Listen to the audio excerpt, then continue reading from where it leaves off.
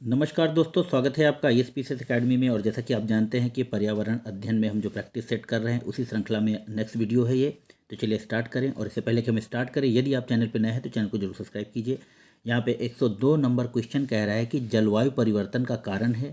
तो ऑप्शन है green house gas है, ओजोन परत का क्षरण, प्रदूषण। तो उपयुक्त में से सभी ऑप्शन डी होगा यहाँ पर।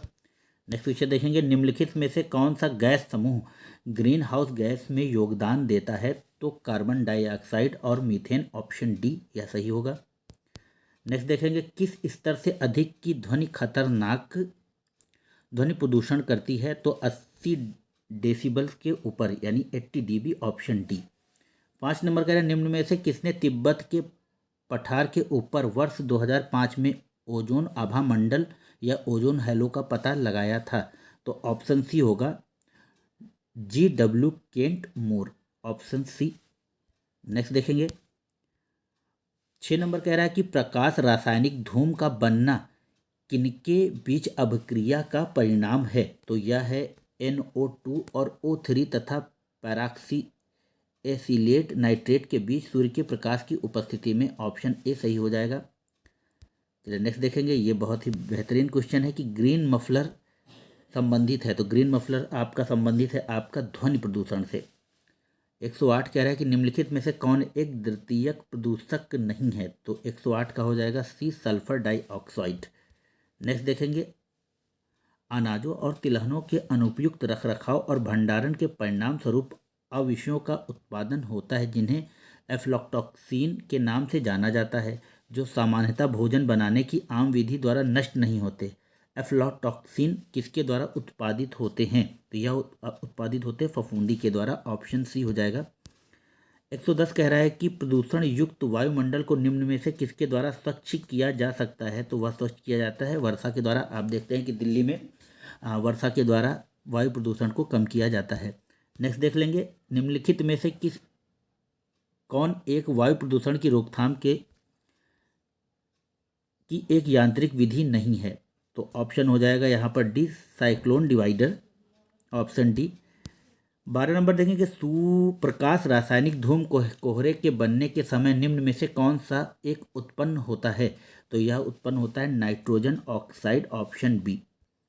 13 कह रहा है कि कई घरेलू उत्पादों जैसे गद्दों और फर्नीचर की गद्दियों में ब्रोमीन युक्त ज्वाला मंदकों का उपयोग किया जाता है।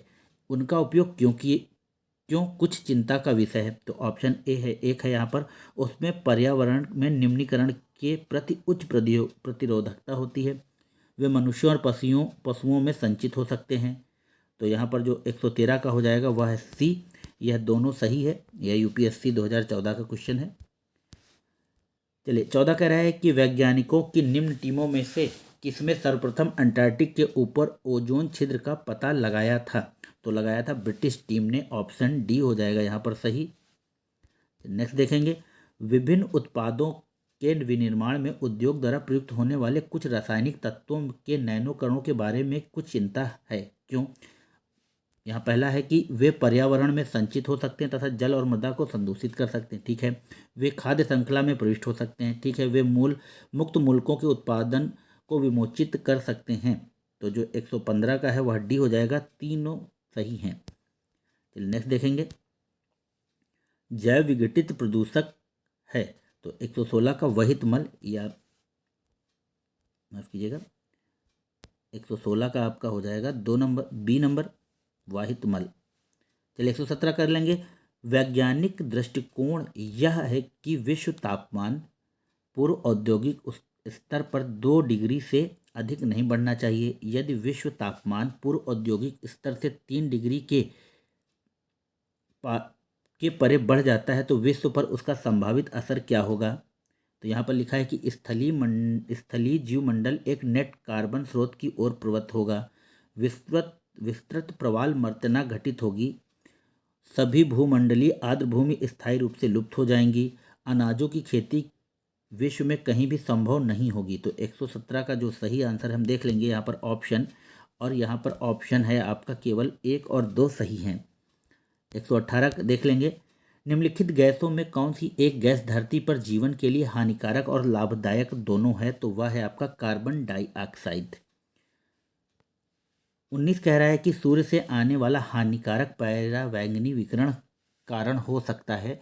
तो 119 का होगा त्वचा कैंसर का, ऑप्शन डी। 20 में कह रहा है कि ईंधन के रूप में कोयले का उपयोग करने वाले शक्ति संयंत्रों से प्राप्त फ्लाई ऐश के संदर्भ में निम्नलिखित कथनों में से कौन सा सही है? तो देखिए, फ्लाई ऐश के बारे में बहुत पूछता है और हो सकता है इस बार भी कहीं ना कहीं कोई एग्जाम में पूछे। तो यहाँ पे पहला है कि फ्लाई ऐश का उपयोग भवन निर्माण के लिए ईंटों के उत्पादन में किया जा सकता है, बिल्कुल सही है। फ्लाई ऐश का उपयोग कंक्रीट के कुछ पोर्टलैंड सीमेंट अंश के स्थानापन्न के रूप में किया जा सकता है, तो यह भी सही है आपका। नेक्स्ट देख लेंगे। फ्लाई ऐश केवल, जहाँ पर केवल आ जाए वहाँ संदिग्ध हो जाता है यूपीएससी में खासकर। सिलिकॉन डाइऑक्साइड तथा कैल्शियम डाइऑक्साइड से बना होता है, इसमें कोई विषाक्त टॉक्सिक तत्व नहीं होता है, तो यह कथन गलत है। तो 3 को एलिमिनेट कर देंगे, तो 2 ऑप्शन आपके एलिमिनेट हो गए। ऑप्शन ए सही हो जाएगा। ए और बी, 1 और 2 दोनों सही है। 121 कह रहा है कि भारतीय रेल द्वारा उपयोग में लाए जाने वाले जैव शौचालयों या बायो टॉयलेट्स के संदर्भ में निम्नलिखित कथनों पर विचार कीजिए। तो कथन क्या है कि जैव शौचालय में मानव अपशिष्ट का अपघटन फंगन इनाकुलम द्वारा उपक्रमित होता है। दूसरा कह रहा है कि इस अपघटन के अंत उत्पाद केवल अमोनिया एवं जल वाष्प होते हैं जो वायुमंडल में निर्मुक्त हो जाते हैं। तो 121 का जो सही होगा वह ऑप्शन डी, ना तो 1 और ना ही 2 सही है। चलिए नेक्स्ट देखेंगे। 122 में एक सूची को दूसरी सूची से मिलाना है, तो हम देख लेंगे। देखिए, आप जानते हैं कि ध्वनि प्रदूषण को हम डेसिबल से मापते हैं, तो B3 कहाँ पर है? सब जगह B3 है, तो एक ही केवल एलिमिनेट हो पाएगा। चलिए दूसरा देखते हैं। वैश्विक तपन, तो जो C है वह कार्बन डाइऑक्साइड से होता है। आप जानते हैं वैश्विक तपन में ओजोन का जो आकार है वो कार्बन डाइऑक्साइड और क्लोरोफ्लोरोकार्बन की वजह से बढ़ रहा है, तो C4 हो जाएगा। उसके बाद आ गया ओजोन क्षेत्र, तो D1 हो जाएगा आपका क्लोरोफ्लोरोकार्बन, और बचा कितना? तो आपका यहाँ पर बी आंसर सही होगा। चलिए नेक्स्ट देख लेंगे। 123 में कह रहा है कि निम्नलिखित में से किस देश ने अपने नागरिकों को नवंबर 2015 में नारंगी प्रदूषण की चेतावनी जारी की थी? तो 123 का हो जाएगा डी, आपका चीन। 24 कह रहे निम्नलिखित ईंधनों में से कौन सा न्यूनतम वायु प्रदूषण करता है? तो आप सभी जानते हैं कि हाइड्रोजन है, ऑप्शन बी। 25 में देखेंगे निम्नलिखित में से कौन एक वैश्विक ऊष्मन के लिए उत्तरदायी नहीं है? तो आर्गन जो है वह नहीं, ऑप्शन सी। 26 कह रहा है निम्नलिखित गैसों में से कौन सी एक ग्रीन हाउस गैस नहीं है? तो 126 का DO2 आपका ग्रीन हाउस गैस नहीं है। CO2, CH4 और NO2 या तीनों ग्रीन हाउस गैसें हैं। 127 में पढ़ लेंगे कि निम्नलिखित में से कौन वायु प्रदूषक ऑक्सीजन की अपेक्षा अधिक शीघ्रता से रक्त में हीमोग्लोबिन में घुल जाता है? तो आप जानते हैं कि कार्बन मोनोऑक्साइड है, यह बहुत जल्दी हमारे रक्त में घुल जाता है। 128 देख लेंगे निम्नलिखित में से कौन जैव अपघटनीय प्रदूषक है? तो आप जानते हैं सीवेज आपका जैव अपघटनीय है। 129 में नॉकनी लक्षण उत्पन्न होता है, तो वह होता है फ्लोराइड के प्रदूषण से, ऑप्शन डी। फटाफट करेंगे दोस्तों, जिससे कि आपका समय की बर्बादी ना होने पाए। और जब आप इस वीडियो को देखते हैं तो आप अपने यूट्यूब पर इसको फास्ट फॉरवर्ड में देखिए, जिससे कि आपका समय बचने पाए, क्योंकि समय से कीमती कुछ भी नहीं है। 130 में हमारे देश में शहरों में वायु गुणवत्ता सूचकांक का परिकलन करने में साधारणतः निम्नलिखित वायुमंडलीय गैसों में से किनको विचार में लिया जाता है? तो 130 का हम बी सीधे पढ़ लेंगे। तो कार्बन मोनोऑक्साइड, और उसके बाद नाइट्रोजन ऑक्साइड, और फिर सल्फर डाइऑक्साइड। तो 130 का हो गया बी। नेक्स्ट क्वेश्चन देखेंगे। जैव ऑक्सीजन मांग किसके लिए एक मानक मापदंड है? तो हो जाएगा जलीय पारिस्थितिकी तंत्रों में प्रदूषण के अपमान के लिए, ऑप्शन सी। 132 में कह रहा है कि प्रदूषण की समस्याओं का समाधान करने के संदर्भ में जैव उपचरण या बायो रेडिएशन तकनीक के कौन से लाभ हैं? तो ये देख लेंगे। यहाँ पर है कि यह प्रकृति में घटित होने वाली जैव निम्नीकरण प्रक्रिया का ही संवर्धन कर प्रदूषण को स्वच्छ करने की तकनीक है। बी में कह रहा है 2 में कह रहा है कि कैडमियम और लेड जैसी भारी धातुओं से युक्त किसी भी संदूषक को सूक्ष्मजीवों के प्रयोग से जैव उपचरण द्वारा सहज ही और पूरी तरह उपचारित किया जा सकता है। तो 132 का जो ऑप्शन है देख लेंगे हम लोग। अभी एक तीसरा ऑप्शन भी है, जैव उपचरण के लिए विशेषता अभिकल्पित सूक्ष्मजीवों को सृजित करने के लिए आनुवांशिक इंजीनियरिंग का उपयोग किया जा सकता है। तो यहाँ पर जो सही आंसर है वह 1 और 3 यानी कि ऑप्शन सी। 33 में कह रहा है कि भारत में ठोस अपशिष्ट प्रबंधन नियम 2016 के अनुसार निम्नलिखित में से कौन सा एक कथन सही है। तो यहाँ पर हो जाएगा आपका सी, इन नियमों में अपशिष्ट भराव स्थलों और अपशिष्ट प्रसंस्करण सुविधाओं के लिए सटीक और ब्यौरेवार मापदंड उपबंधित हैं। चलिए 34 नंबर देख लेंगे हम लोग। सार्वजनिक परिवहन बसों के लिए ईंधन के रूप में हाइड्रोजन संवर्धित का इस्तेमाल करने के प्रस्ताव के संदर्भ में निम्नलिखित कथनों पर विचार कीजिए। कथन एक कह रहा है कि हाइड्रोजन सीएनजी के इस्तेमाल का मुख्य लाभ कार्बन मोनोऑक्साइड के उत्सर्जन का विलोपन है। ठीक है। दूसरा कह रहा है कि ईंधन के रूप में हाइड्रोजन सीएनजी कार्बन डाइऑक्साइड और हाइड्रोजन को कम करती है। और तीसरा कह रहा है कि बसों के लिए ईंधन के रूप में सीएनजी के उपयोग के साथ हाइड्रोजन के आयतन आधार पर 5वें हिस्से तक मिलाया जा सकता है। और 4 भी कह रहा है कि सीएनजी की अपेक्षा HCNG ईंधन को कम खर्चीला बनाती है। तो जो इसका सही आंसर होगा दोस्तों वह होगा आपका 134 का हम देखेंगे, और इसका जो सही आंसर है केवल 2 और 3। 135 देख लेंगे। निम्नलिखित पर विचार कीजिए। Carbon monoxide, methane, ozone, sulphur dioxide फसल जैव मात्रा के अवशेषों के दहन के कारण वायुमंडल में उपयुक्त में से कौन निर्मुक्त होते हैं। तो 135 का जो निर्मुक्त होते हैं वह 1, 2, 3, 4 यह सभी निर्मुक्त होते हैं, यानी कि कार्बन मोनोऑक्साइड, मीथेन, ओजोन और सल्फर डाइऑक्साइड। चलिए जो परली जलाते हैं गाँव में लोग। 136 कह रहा है कि उत्तर प्रदेश की निम्नलिखित नदियों में से कौन सी पर्यावरण प्रदूषण के कारण जैविक आपदा घोषित हो गई है। UPPCS 2018 में यह विवादित प्रश्न था, और यह इसका जो सही आंसर है इसके हिसाब से वह है यमुना, ऑप्शन ए। बहुत से लोगों ने गोमती सही सब लगाया था, बहुत विवाद हुआ था उस समय। 137 का निम्नलिखित में से कौन द्वितीयक प्रदूषक है। तो 137 का हो जाएगा स्मॉग जो है आपका वह सेकेंडरी पोल्यूटेंट है। 138 कह रहे हैं निम्नलिखित ऊर्जा स्रोतों में से कौन सा पर्यावरण प्रदूषण उत्पन्न नहीं करता। तो ऑप्शन बी, सौर ऊर्जा। इंसिनरेटर्स का प्रयोग निम्नलिखित में किसके लिए किया जाता है। तो कूड़ा कचरा जलाने के लिए किया जाता है, यह भी आ चुका है क्वेश्चन, ऑप्शन ए हो जाएगा। 140 किस प्रकार के प्रदूषण के बचाव के लिए ग्रीन मफलर का उपयोग किया जाता है। तो 140 का आपका अभी से पहले मैंने कराया है। ध्वनि प्रदूषण के लिए पेड़ों को लगाया जाता है, खासकर अशोक के पेड़ों को, जिससे कि ध्वनि प्रदूषण कम हो जाता है, और उसी को ग्रीन मफलर कहते हैं। चलिए 141 में कह रहा है निम्नलिखित में से कौन सा एक नाइट्रोजन स्थिरीकरण करने वाला जीव नहीं है। तो वह है आपका ऑप्शन डी, माइकोराइजा। 142 किस प्रकार का इंजन सबसे कम प्रदूषण उत्पन्न करता है। तो gas engine, option B. Green house gas प्रभाव में कौन सी मुख्य भूमिका निभाती है। तो 143 का सी, CO2 आप सभी जानते हैं। वैश्विक ताप की वृद्धि के लिए निम्न में से कौन सी गैस का योगदान अधिकतम है। तो 144 का ए, कार्बन डाइऑक्साइड।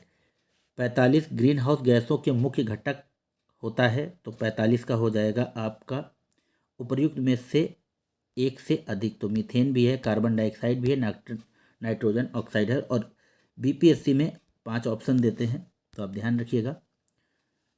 146 कह रहा है कि निम्नलिखित में से किसके संदर्भ में ताप अपघटन और प्लाज्मा गैसीकरण शब्दों का उल्लेख किया गया है। तो वह किया गया अपशिष्ट से ऊर्जा प्रौद्योगिकी, ऑप्शन डी। 147 देखेंगे। जून 2019 में प्रकाशित वर्ल्ड वाइल्ड लाइफ फंड की रिपोर्ट के अनुसार जल संकट की दृष्टि से भारतीय शहरों में शीर्ष पर कौन सा शहर है। तो 147 का ए, चेन्नई। 48 देख लेंगे।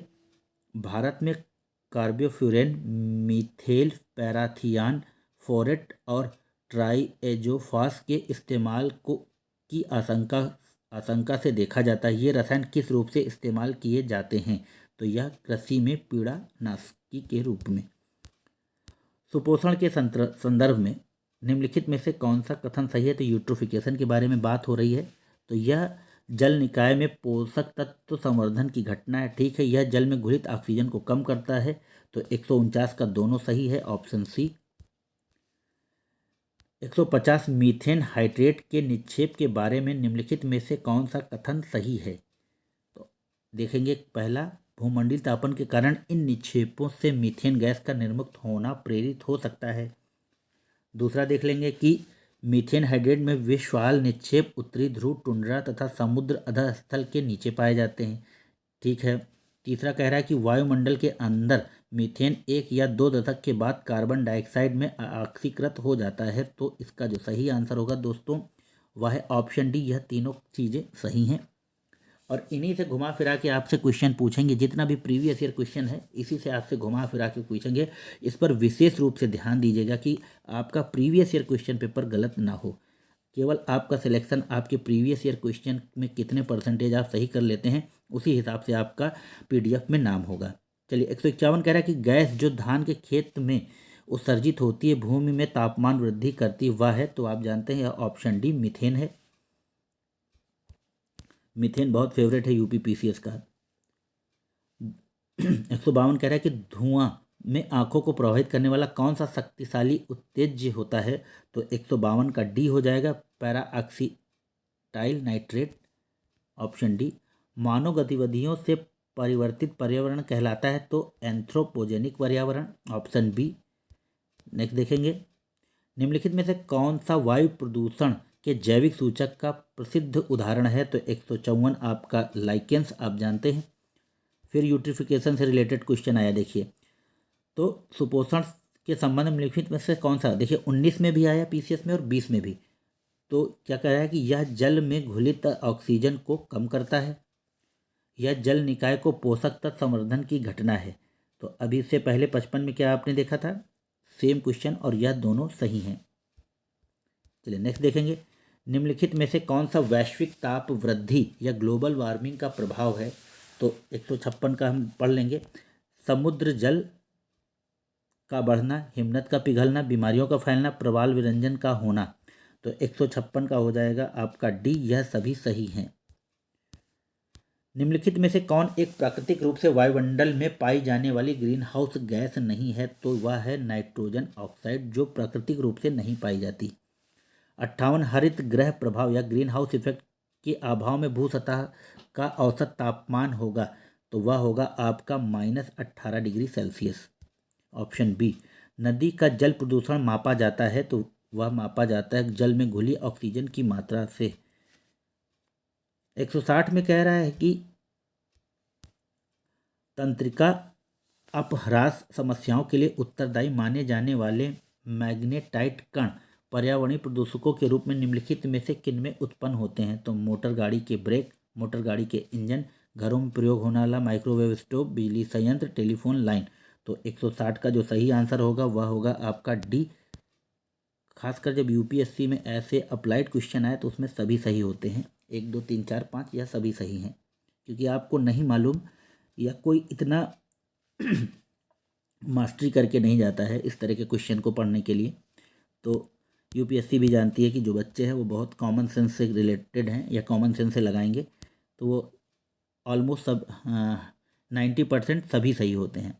चलिए 161 कहेंगे, देखेंगे कि भट्टी तेल या फर्नेस ऑयल के संदर्भ में निम्नलिखित कथनों पर विचार कीजिए। यह तेल परिष्करणियों का एक उप उत्पाद है। कुछ उद्योग इसका उपयोग ऊर्जा उत्पादन के लिए करते हैं। इसके उपयोग से पर्यावरण में गंधक का उत्सर्जन होता है। तो जो इसका सही आंसर है वह 1 2 3 यह भी सही है। India climate change knowledge portal का शुभारंभ 2020 निम्नलिखित में से किस महीने में किया गया था? देखिए महीने तक पूछ लेते हैं, तो वह किया गया था नवंबर 2020 में। चलिए नेक्स्ट क्वेश्चन देखेंगे, रेडियो धर्मिता के संदर्भ में निम्नलिखित कथनों में से कौन सा सही है? रेडियो धर्मिता एक नाभिकीय गुण है। नाभिकीय विखंडन के सिद्धांत पर हाइड्रोजन बम बनाया जाता है। तो यहाँ पर हाइड्रोजन बम वाला गलत है, यह नाभिकीय संलयन पर काम करता है, और परमाणु बम नाभिकीय विखंडन पर। तो यहाँ पर दूसरा गलत, पहला सही ऑप्शन ए। चलिए नेक्स्ट देखेंगे। 164 कह रहा है कि 2050 के नेट जीरो लक्ष्य के संदर्भ निम्नलिखित में से कौन सा कथन सही है। इसका अभिप्राय है कि देश को 2050 तक उसके उत्सर्जन को शून्य तक नीचे लाना। दूसरा कह रहा है इसका अभिप्राय है कि देश के उत्सर्जन की क्षतिपूर्ति वातावरण से ग्रीन हाउस गैसों का निराकरण तथा अवशोषण से होगी। तो 164 का जो हो जाएगा वह केवल होगा ऑप्शन बी। 65 कह रहे हैं कि कार्बन क्रेडिट की अवधारणा उत्पन्न हुई, तो वह हुई क्योटो प्रोटोकॉल में। क्योटो, सी से क्योटो और सी से कार्बन, ऐसे करके आप याद कर सकते हैं। Kyoto carbon, Kyoto carbon. चलिए नेक्स्ट क्वेश्चन देखेंगे। हाइड्रोजन सल्फाइड प्रदूषक का मुख्य स्रोत है, तो 166 का हो जाएगा सड़ते हुए वनस्पति एवं पशु पदार्थ, ऑप्शन ए। नेक्स्ट देखेंगे। फ्लाई ऐश प्रदूषण होता है, तो वह ताप विद्युत संयंत्र से, ऑप्शन सी। तो मित्रों यह थे 67 क्वेश्चन इस सेट के। आशा है आप लोगों को पसंद आएंगे। चैनल को लाइक कीजिए, शेयर कीजिए, सब्सक्राइब कीजिए। धन्यवाद। जय हिंद, जय भारत, नमस्कार।